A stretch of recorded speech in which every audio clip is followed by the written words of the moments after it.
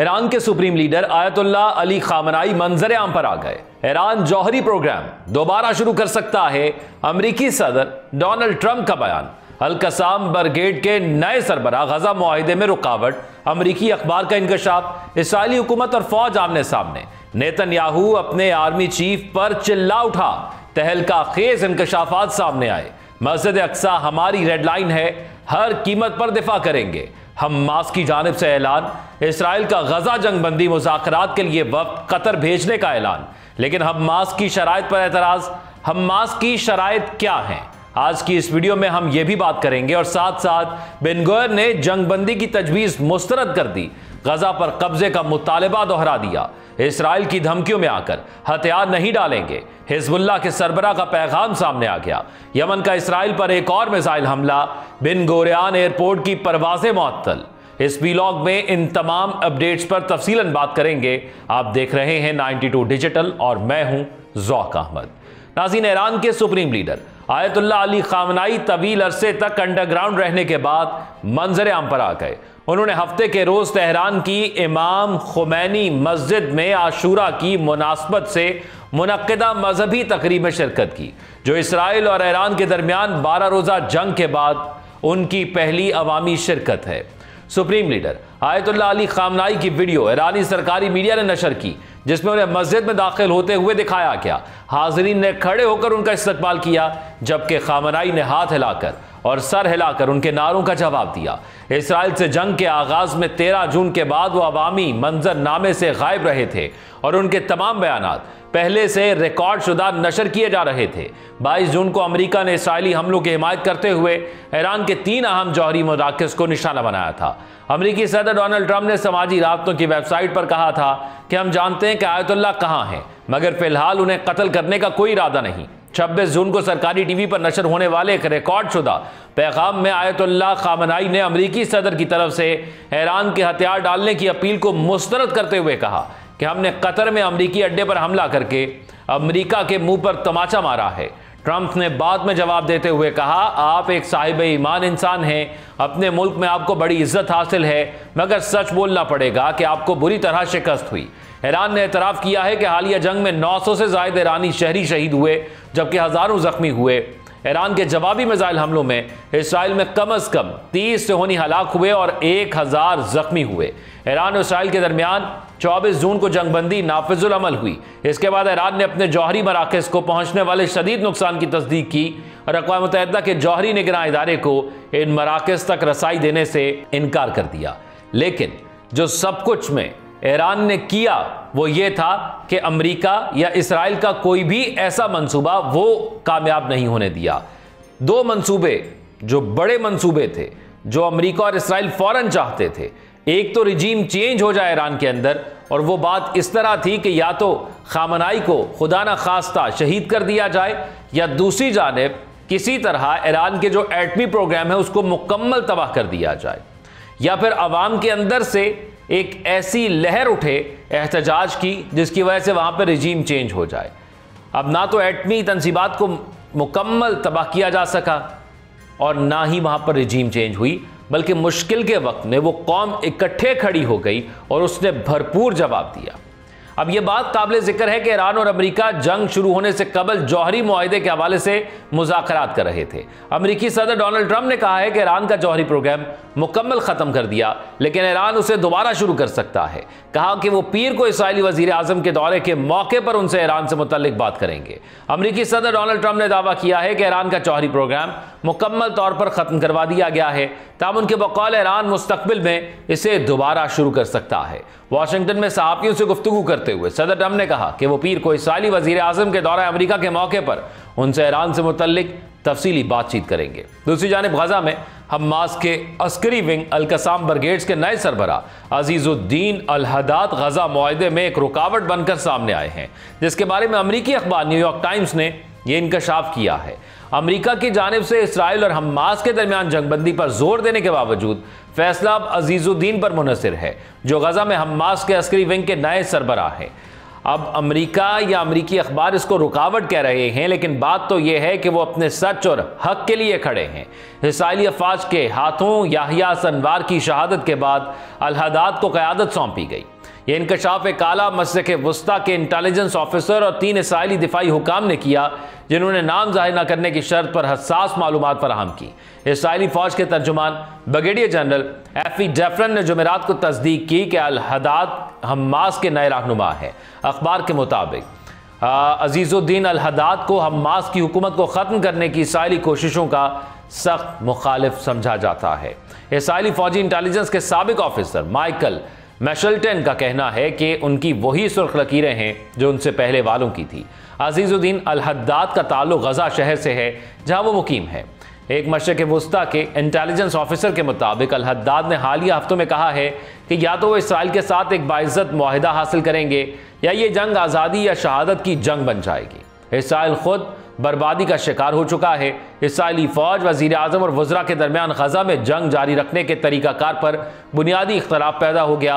गजा में जंग जारी रखने के तरीक़ाकार पर इसराइली हुकूमत और फौज आमने सामने आ गए। नेतन्याहू अपने आर्मी चीफ पर भी बरस पड़ा। अल अरबिया के मुताबिक इसराइली आर्मी ने इंकशाफ किया कि फौज, वज़ीर आज़म और वज़रा के दरमियान गजा में जंग जारी रखने के तरीक़ाकार पर बुनियादी इख्तलाफात पैदा हो गए हैं। रिपोर्ट के मुताबिक नेतन्याहू ने चीफ ऑफ स्टाफ अयाल ज़ामीर पर कड़ी तनकीद की है। गुज़िश्ता जुमेरात की शाम नेतन्याहू की दावत पर एक इजलास तलब हुआ, जिसमें चीखों पुकार हुई और आवाज़ें बुलंद हो गई थीं। इजलास में दीगर मसाइल के अलावा गजा में जंग को कैसे जारी रखा जाए जैसे सवालों पर गौर किया गया। यह तबादला ख्याल किया गया कि अगर अब मुआहिदा ना हुआ तो क्या होगा, और 60 रोज़ा जंगबंदी का ऐलान ना हुआ तो गजा की पट्टी में अगले इक़दाम क्या उठाए जाने चाहिए। चीफ ऑफ स्टाफ ने वज़ीर आज़म और वज़रा को मुखातिब करते हुए कहा कि फ़ौज गजा में 20 लाख अफराद को कंट्रोल नहीं कर सकती। ये बात भी इन बयानात का हिस्सा थी जिसने नेतन्याहू को नाराज़ किया और अपने ही आर्मी चीफ पर बरस पड़े। फ़लस्तीनी मुज़ाहमती तहरीक हमास ने मस्जिद अक्सा को रेड लाइन करार देते हुए खबरदार किया है कि इसराइली हमलों और आबादकारों की अलगार के खिलाफ हर कीमत पर मुक़द्दस मकाम का दिफा किया जाएगा। हमास के अल-कुद्स अमूर के सरबरा हारून नासिरुद्दीन ने अपने बयान में कहा है कि मस्जिद अक्सा फ़लस्तीनी कौम के लिए ना सिर्फ एक मजहबी मकाम है बल्कि कौमी शनाख्त की अलामत भी है। उन्होंने इल्ज़ाम लगाया कि इसराइली काबिज़ फोर्सेज और आबादकार मुसलसल फ़लस्तीनियों को मस्जिद में दाखिले से रोकने, इबादत पर पाबंदी लगाने और स्टेटस को तब्दील करने की कोशिश कर रहे हैं। नासिरुद्दीन ने कहा कि यह हमला एक मुनज़्ज़म मंसूबे का हिस्सा है जिसका मकसद मस्जिद अक्सा को उसके असल वारसों से खाली करके मुकम्मल इसराइली कंट्रोल कायम करना है। उन्होंने कहा कि इन तमाम फ़लस्तीनियों की जद्दोजहद को सराहा जो तमाम तर रुकावटों, गिरफ्तारियों और दबाव के बावजूद मस्जिद अक्सा के दिफा के लिए मुतहरिक हैं। फ़लस्तीनी वज़ारत औक़ाफ़ और मजहबी अमूर ने इतला दी है कि जून के महीने में इसराइली फोर्सेस और आबादकारों की जानिब से मस्जिद अक्सा पर 25 बार दावा बोला गया, जिनमें रसूमात की अदायगी, नमाज़ों की आमद पर पाबंदियाँ और मस्जिद की 11 बार बंदिश शामिल है। वजारत के मुताबिक मस्जिद इब्राहिमी में भी आज़ान की 89 बार मुमानत की गई और इसे 12 दिनों के लिए मुकम्मल तौर पर बंद रखा गया।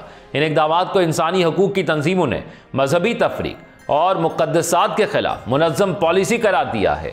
इसराइली वज़ीर आज़म नेतन्याहू के दफ्तर ने ऐलान किया है कि इसराइल एक मुज़ाकराती वफ़द कतर रवाना कर रहा है ताकि गजा में जंगबंदी से मुतल्लिक ताज़ा तरीन तजवीज़ पर तबादला ख्याल किया जा सके। यह ऐलान ऐसे वक्त में सामने आया जब इसराइली फ़ौज ने गजा में बमबारी जारी रखते हुए गुज़िश्ता 24 घंटों के अंदर कम अज़ कम 78 फ़लस्तीनियों को शहीद कर दिया। नेतन्याहू के दफ्तर के मुताबिक वज़ीर आज़म ने मुज़ाकराती टीम को इतवार के रोज़ दोहा जाने और करीबी बातचीत की दावत कबूल करने की हिदायत दी है। तमाम बयान में वाज़ेह किया गया है कि हमास की जानिब से कतर की तजवीज़ में जो तरामीम तजवीज़ की गई हैं वो इसराइल के लिए नाकाबिल कबूल हैं। इन तरामीम की तफसीलात नहीं बताई गई। ये पेशरफ्त ऐसे वक्त में हुई है जब हमास ने जुमे के रोज़ ऐलान किया कि उसने अमरीका की सालगी से तैयार की गई जंग बंदी की तजवीज़ पर एक मुस्बत जवाब दे दिया। इस तजवीज़ में 60 रोज़ा जंग बंदी शामिल है जिससे इसराइली हमले रोकने की उम्मीद है। लेकिन सालसी पर असल बात यह है कि इससे कबल जो जंग रुकी थी उस मुआहदे को यकतरफा तौर पर इसराइल ने जो है वो नज़रअंदाज किया और तोड़ा था। तो इस दफ़ा क्या गारंटी है कि इसराइल ये मुआहदा नहीं तोड़ेगा? ये एक अहम सवाल है जो इस मुआहदे के दौरान पूछा जा रहा है। और इसराइली अफवाज को गजा में कहाँ तैनात किया जा सकता है, इस पर भी शराइत दी गई हैं। GHF के तहत इमदाद हासिल करने की कोशिश में अब तक 700 से ज़ायद फ़लस्तीनियों को शहीद और हज़ारों को ज़ख्मी किया जा चुका है। नेतन्याहू के इस ऐलान के साथ ही तेल अवीव यरूशलेम और हीफा में इसराइली यरगमालियों के अहले खाना और हामियों ने मुजाहरे किए और हुकूमत से जंगबंदी मुआहिदा करने का मुतालबा किया। इसराइल के मुताबिक 7 अक्टूबर के हमास हमलों में 200 अफराद को यरगमाल बनाया गया, जिनमें से तकरीबन 50 अब भी गजा में मौजूद हैं, जिनमें से 27 के मुर्दा होने का खदशा है। यरगमालियों के अहले खाना ने नेतन्याहू पर इल्ज़ाम लगाया कि वो सियासी मफादात की खातिर मुआहिदा करने से इनकार कर रहे हैं। अब नेतन्याहू पर एक प्रेशर ये भी है कि जो यरगमाली इसराइल के फ़लस्तीन के अंदर मौजूद हैं उनको भी छुड़ाना है, और उसके साथ साथ फिर वो जो दावे करता रहा है, एक्चुअली नेतन्याहू को पता है कि जिस दिन वो इस कुर्सी से उतरा वो डायरेक्ट जेल जाएगा। उस पर ना सिर्फ नस्ल कुशी के इल्ज़ामात हैं, वो दीगर ममालिक के अंदर नहीं जा सकता। अब तो चले वो वज़ीर आज़म है तो बहुत से ममालिक उसको गिरफ्तार नहीं कर रहे, हालांकि आलमी अदालत ने इस हवाले से कहा है कि उसको गिरफ्तार किया जाए, लेकिन इसके साथ साथ अगर वो इक़्तिदार से उतरता है तो उस पर करप्शन के इल्ज़ामात हैं। उन करप्शन के इल्ज़ामात पर वो इसराइल के अंदर ही गिरफ्तार हो जाएगा, और अपनी बका के लिए यानी अपने आप को बचाने के लिए उसने जंगें छेड़ी हुई हैं, जिससे इसराइल निकल नहीं पा रहा, और इसलिए बात इंतखाबात की तरफ जा ही नहीं पा रही। लेकिन मशरिक़ वस्ता के अंदर अगर ये अमन मुआहिदा हो जाता है तो सबसे अहम सवाल यही होगा कि कौन ज़ामिन है कि नेतन्याहू दोबारा इस अमन मुआहिदे को नहीं तोड़ेगा। आपको याद होगा पहले जो अमन मुआहिदा हुआ था उसमें यह बात वाज़ेह हुई थी कि इसराइल के पास असलहा ख़त्म हो रहा है, उसके फ़ौजी भाग रहे हैं, जंग से दूर हो रहे हैं, जंग लड़ने के लिए इनकार कर रहे हैं, इसलिए उसको एक थोड़ा सा रेस्ट चाहिए, और वही हुआ। थोड़ी देर की ब्रेक के बाद उसने दोबारा हमला शुरू कर दिया। अब ये गज़ा पर और गज़ा और इसके साथ इसराइल के अमन मुआहिदे की बात इसलिए हो रही है क्योंकि अब इसराइल को ईरान ने जवाब दिया है, और इसराइल इस वक्त बुरी तरह मुतासिर हुआ है, उसका डिफेंस सिस्टम मुतासिर हुआ है, उसके पास असलहा कम हुआ है, और उसके जो लोग हैं वो थक गए हैं, इसलिए वो एक और गैप चाहता है। और पिछली बार जो हम मुआहिदा हुआ जिसको इसराइल ने तोड़ा तो उसके बाद उसने मजीद नस्ल कुशी की, और इस बार भी ये सोचना होगा कि अगर मुआहिदा तोड़ता है तो फिर हमें एक और नस्ल कुशी देखने को मिलेगी जो कि पिछली वाले से ज़्यादा शदीद होगी। इसलिए जो भी मुआहिदे में लिखा जाए वो तो अहम है ही है, लेकिन सालिस ज़्यादा अहम है। जितने ज़्यादा ममालिक को सालसिकली बीच में डाला जाए उतना ही अच्छा है। आप अपनी राय से कमेंट सेक्शन में आगाह कीजिएगा। अपना ख्याल रखिएगा। अल्लाह हाफ़िज़।